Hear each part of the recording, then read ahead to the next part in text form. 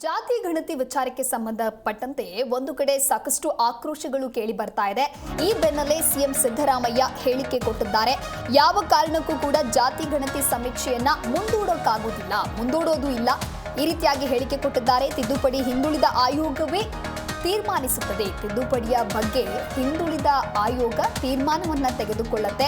ಸಮೀಕ್ಷೆ ಮುಂದೂಡಬೇಕೆಂದು ಹೇಳಿದ್ದು ಯಾರು ಅಂತ ಹೇಳಿ ಇಲ್ಲಿ ಪ್ರಶ್ನೆಯನ್ನ ಮಾಡಿದ್ದಾರೆ. ಬಿಜೆಪಿ ನಾಯಕರಿಂದ ಸಮೀಕ್ಷೆಯ ವಿಚಾರದಲ್ಲಿ ಪಾಲಿಟಿಕ್ಸ್ ನಡೀತಾ ಇದೆ.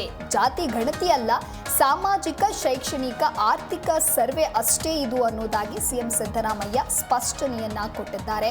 ಸಾಲು ಸಭೆಯನ್ನ ನಡೆಸಲಾಯಿತು. ಆ ಸಭೆಗಳ ನಂತರದಲ್ಲಿ ಸಿಎಂ ಸಿದ್ದರಾಮಯ್ಯ ಈ ರೀತಿಯಾದಂತಹ ಹೇಳಿಕೆ ಕೊಟ್ಟಿದ್ದಾರೆ. ಜಾತಿ ಗಣತಿ ವಿಚಾರಕ್ಕೆ ಸಂಬಂಧಪಟ್ಟಂತೆ ಒಂದು ಕಡೆ ವಿಪಕ್ಷದಿಂದ ಸಾಕಷ್ಟು ಆಕ್ರೋಶ ವ್ಯಕ್ತವಾಗ್ತಾ ಇದೆ. ಯಾಕೆ ಸಮೀಕ್ಷೆಯನ್ನ ಮಾಡಬೇಕು ಅನ್ನುವಂತಹ ನಿಟ್ಟಿನಲ್ಲಿ. ಇನ್ನೊಂದು ಕಡೆ ಸ್ವಪಕ್ಷದವರೇ ಸಿದ್ದರಾಮಯ್ಯ ವಿರುದ್ಧ ಅಂದ್ರೆ ಜಾತಿ ಗಣತಿಯ ವಿಚಾರಕ್ಕೆ ಸಂಬಂಧಪಟ್ಟಂತೆ ಆಕ್ರೋಶವನ್ನ ವ್ಯಕ್ತಪಡಿಸ್ತಾ ಇದ್ದಾರೆ. ಇದರ ಜೊತೆಗೆ ಸಾಕಷ್ಟು ಸಭೆಗಳು ನಿನ್ನೆಯಿಂದಲೂ ಕೂಡ ಆಗಿತ್ತು. ಇವತ್ತು ಬೆಳಗ್ಗೆ ಮಧ್ಯಾಹ್ನವೂ ಕೂಡ ಸಭೆಯನ್ನ ಮಾಡಲಾಗಿತ್ತು.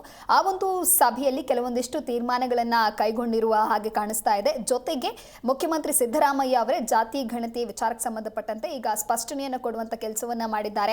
ಯಾವುದೇ ಕಾರಣಕ್ಕೂ ಕೂಡ ಜಾತಿ ಗಣತಿ ಸಮೀಕ್ಷೆಯನ್ನ ಮುಂದೂಡೋದಕ್ಕೆ ಆಗೋದಿಲ್ಲ.